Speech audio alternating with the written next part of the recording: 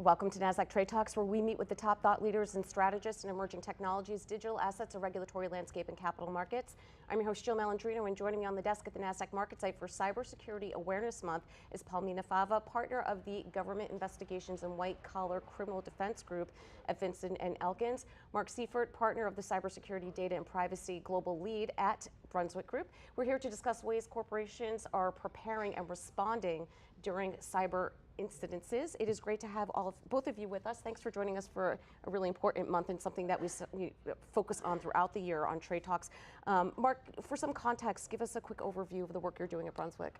So we work with companies on all aspects of preparing for and responding to cybersecurity incidents. In my section, the company's much larger, that handles corporate communications, corporate critical issues, but my section is just how can we help you better prepare for and then in the incident respond in a way that's in keeping with your values and your reputation. Yeah. And Palmina, your practice with government investigations and white collar? Similar, we're helping clients on the front end to be proactive and to prepare for and mitigate the risks of a cyber attack, but then also reactive if there has been a breach, understanding the scope of that breach and figuring out whether to disclose, when to disclose, and how to disclose, and then continuing to evaluate ways to mitigate that risk so that you can ensure that that same threat actor won't be able to access again. What are the most relevant threats targeting corporations these days? So 90% of the attacks still come through phishing. Some of them also come through third parties that you're working with. And so there was a recent study that showed 98% of all organizations are working with a vendor that has suffered a cyber attack. So the threat is both one that is internal in making sure your own personnel and the agents who are working for you know how to discern what's a phishing attack or are thinking very critically about it and reporting it up if they even have some question about it, but then also making sure that you're monitoring what your vendors are doing, your suppliers, even your health insurance plans, making sure that the information that they have is going to be secure, the systems that they have are secure, and staying on top of that because your insurance, cyber insurance policy likely requires you to do that anyway, and some of your critical contracts with your own customers, particularly if you're working with government customers, will require you to do that. Yeah. And Mark, when you think about the vulnerabilities that third parties open a corporation up to, is it more challenging as the tech stack continues to get bigger and you're adding on more vendors? I think it's interesting to watch companies make these decisions. It's about a price and about a vendor who can deliver what you need. And I think cybersecurity is the last, if ever, asked question. How secure are they?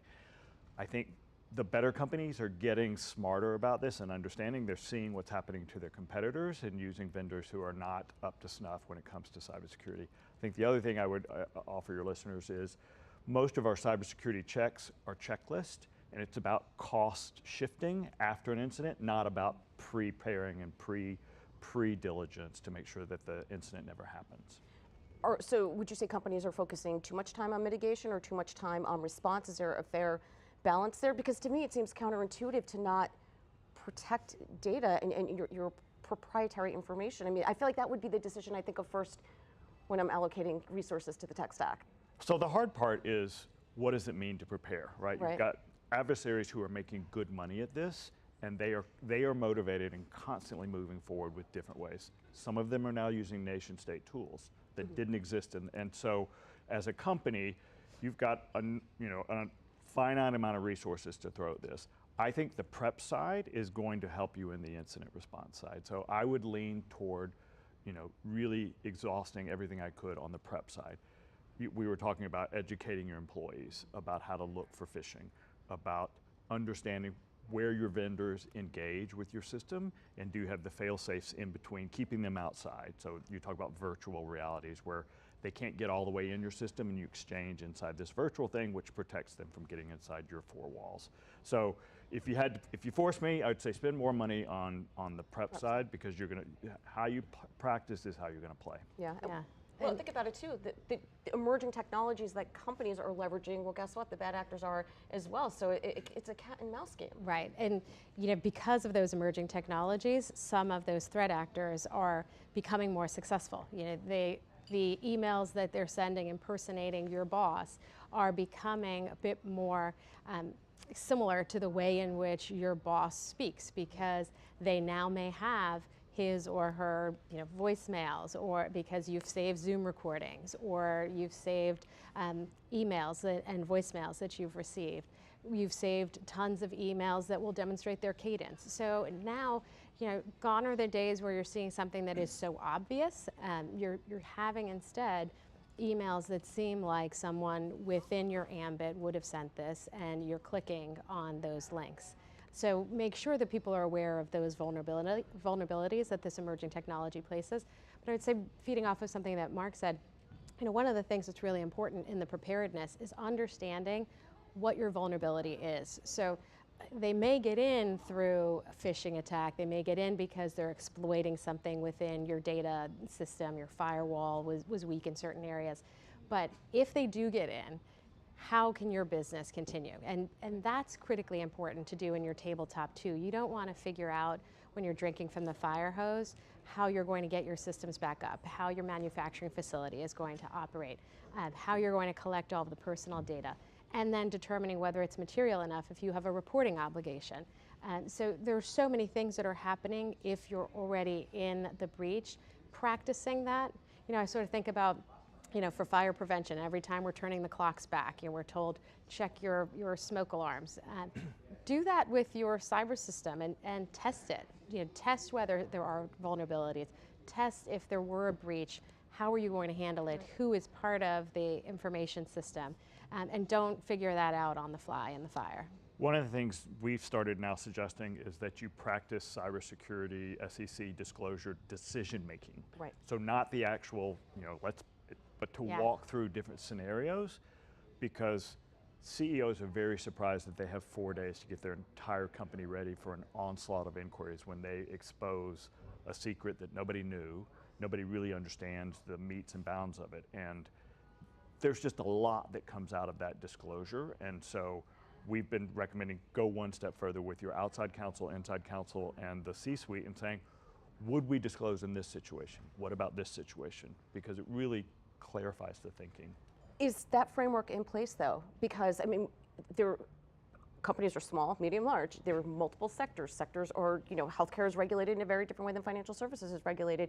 Is it a one-size-fits-all ask, or regulators and legislators thinking about all of these variables? Think about financial services. Who reports it? Your compliance registered principal, or your CISO, or your legal team, or the C-suite. There's a lot of variables there. For publicly traded companies, it's a team sport. Yeah. And so there's got to be somebody in charge at the top. Doesn't necessarily have to be the CEO, but it has to be somebody who's looking at risk across the organization, and then they can pull together those threads and saying, if we're in the healthcare sector, as you said, we have a diversified regulatory oversight. But you see folks moving into healthcare and financial, right? The whole payments process, you're crossing into two different regulatory schemes. So my advice is, start on a sunny afternoon in April thinking through these issues, not at midnight on Christmas, like when they happen. When Palmina and I have been called to say, come away from the table, it's time to go work on a breach. If you practice early and often, it's still going to happen, but you're going to be better prepared. Right, and be sure that you're including in that team the board, because you don't want to find out that your board is not aligned on what your strategy is. If the group that is initially discussing that and having that tabletop says, we disclose in these circumstances, but not these, and then the board says, we want to disclose in every circumstance, because you have to appreciate that they're considering what their personal liability may be if there isn't a disclosure. This may not be the only board they sit on. How does it affect them going forward? Will this be interpreted as something that is not transparent to investors? Could it open up the company to liability and litigation beyond just a regulatory inquiry? So making sure that you have the right people on the team and every position is covered is critically important when you're doing those practices. Is there a difference between an incident and a breach? And are all incidents, do they need to be reported, or only when it's determined as a breach? What are the nuances with? Yeah, so technically there is a different definition for an incident versus a breach. Practically speaking, I think the regulators would look at it and say, if it's material, we don't care whether you think this is an incident versus a breach, because there could be successive incidences that in the aggregate the SEC would consider to be material, and you in your own tabletop may discern is material and would be required to be disclosed. So I think it's important to know and look at it from the perspective of how is this going to impact our business if in fact there is this breach of this part of our firewall. How would it impact it if it's this? And break it down. Understand where are your vulnerabilities if your system is down. Is it to your personnel because of the private data? Is it because your infrastructure is so reliant on being able to access certain data that is only retained digitally? Is it because your manufacturing plant can't operate, or you're a hospital system and you can't operate any of it? And we've seen that. I mean, I'm just trying to think as a CISO how you sleep at night, and then 4 days to respond to all this feels like, to your point, drinking water from a fire hose. I think, so all credit to the SEC to bringing this issue into the public light, because investors were not finding out information that was important. There are arguments that they may have gone too far in trying to do good, and that people are running out ahead and creating more confusion amongst investors when they're going out early to avoid SEC problems. And so I think we're seeing the courts kind of, it's like everything, the courts are going to work through it. We're going to get a pattern in practice, but I would say far and away in the early days of this, SEC Disclosure Council are sending people out the door as quickly as possible, and that is changing the way that companies are required to respond. Right. You get 4 days from when an outside lawyer who may not understand the entire breadth of your business says you've got to go out, we're writing it in an 8K. And I will say, as a corporate communication specialist, an 8K is a very difficult way to communicate with all the people that matter to you. Yeah, I mean, that's a great point. You have to translate that to investors and take out that legalese and well, I mean, and that's why I think what we've seen is, if you look at the recent disclosures since the rules were enacted, the average word length is something like 200 for a disclosure, because most people are saying, we don't yet know if it's material. The breach occurred on this day. We believe the breach occurred on this day. We don't yet know whether it's material, and we're continuing to investigate. You could say that in 200 words, and you're not saying much more, because you don't necessarily want to get it wrong. You have 4 days to disclose from the time that you've deemed it to be material. But if you've deemed it not to be material and you're wrong, the concern is, are you getting hammered for that? But I worry, on the flip side, I think it's a little different from what you were saying, Mark, is that, are you going to have people who are now so desensitized to it think, well, everybody is going to be subject to some breach and everybody is making the same types of disclosures? As an investor, is it going to be as meaningful if everyone is disclosing the same thing in 200 words or less? And you predicted the future, because that's how we feel when we get the credit card notices now, right? Right. We all get them, and we toss them. And so I think we have to find the right path, and I think that we is a very large group of we. It's investors, it's regulators, it's practitioners. But I think the bad guys aren't going away. They're only getting smarter. And they're well funded too. They're very well funded. It's easy money, right? They can run 14 to 15 of these at a time and just wait to see what hits. And so I agree with your point. My sense is, we see the aftermath of that early disclosure when every important person in that company's life is calling in desperate to get some information. The company doesn't have any information. The lawyers have said you can't say anything that would make them feel better because we don't know. Right. And you just have this massive confusion hanging over the company. Right. Yeah. And so practicing what's that going to look like and how are you going to respond, which also then makes you look at your defenses a little bit more closely, because the CEO's going like, I don't want to live through this. Yeah. What I also put on that list, as we're preparing clients for those tabletops, is look at all of your critical contracts and know what obligations you have beyond this. Because it's easy to look at your obligation under the Critical Infrastructure Act or under the SEC's rules, but you may have insurance policies that require certain disclosures that are different from those others. You may have contracts with customers that require different disclosures. Under the GDPR, you may have data privacy rules that will require a disclosure. And even in certain states within the US, the disclosures may be even shorter then the time, it's not about materiality. It's about as soon as you find out that this person's PII has been compromised, you have an obligation to report and to alert them within a certain number of hours. So making sure that you're practicing, these are all of the obligations that I have under contract and law, and these are the people who are going to be the point person and take the lead in making these disclosures, is so important to have at the ready. Yeah, it certainly is. We were talking about off camera before, almost in jest, but what happens if your law firm gets hacked, right? I mean, there's so much sensitive information there, and it transcends to multiple businesses, not just internally, within the group itself. I think the question, if you're sitting at a top of company, if I turned off the electricity to your company, could you do the thing that you do? Mm-hmm. Could you perform the critical functions that make you a business, a profitable business? That's a really hard question to answer, and you need to have a business continuity plan, which is the most boring phrase in the world, business continuity plan, until somebody unplugs every computer and access to every piece of data you've ever had. Mm-hmm. And then suddenly we go back to the 18th century type of how do we make the widgets? Right. How do we sell the widgets? How do we keep up with the widgets? It's all mechanized now. It's all on the internet. It's all on the cloud.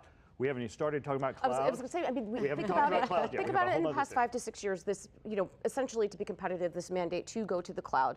You throw in a pandemic. Everyone's working hybrid, or way more than before, not just people traveling. Then you have Gen AI as part of the consumer vernacular, and everyone's rushing to get these products out there, whether there's a problem to solve or not, right? And you're trying to maintain the risk function. I mean, that is a lot of transition for companies. And we think about it, particularly, our backgrounds as an exchange. Talk about, being able to pivot during something like a pandemic where, and thinking of ahead in those redundancies and so forth. I thought it was quite remarkable, and hopefully, the memory's recent enough where companies learned from these exercises and, will continue to have more fire drills more often than not. Well, and also get HR as part of this, because you may be hiring remote workers and they may not be actual remote human being workers in the location where where you think they are. And so I was listening to a podcast recently about this trend of North Korean workers who were applying for these remote jobs and being hired and then receiving the laptop from the company, and only to then be identified throughout the training exercises because certain red flags popped up when they weren't appearing on camera for the training. So make sure that you have everybody in the room and that you've really thought through, these are all of the ways in which I am vulnerable to a cyber attack. Palmina's just given some HR director a very hard day. Right, but think about that on the flip side too, as somebody looking for a job, and people are leveraging these technologies to get your personal information, and they're not necessarily a recruiter. Yeah, it's the flip side is actually happening also. They're stealing information from people. They're pretending to be recruiters, and they're stealing all that information. Right, and that's where you're vulnerable as a person. If you're not a cybersecurity expert, A, how would you know? B, if you're looking for a job, clearly there's a motive to get employed and so forth. So it's quite remarkable, even the past 5 to 6 years, how the bad actors have evolved with their practices as well. I mean, phishing in 2019 looks very different than it does now. Yes. Yeah, it certainly does. All right, appreciate both of your insights. Thanks for joining us on Trade Talks. Thanks for joining me from MarketSite. I'm Jill Malandrino, Global Markets Reporter at Nasdaq.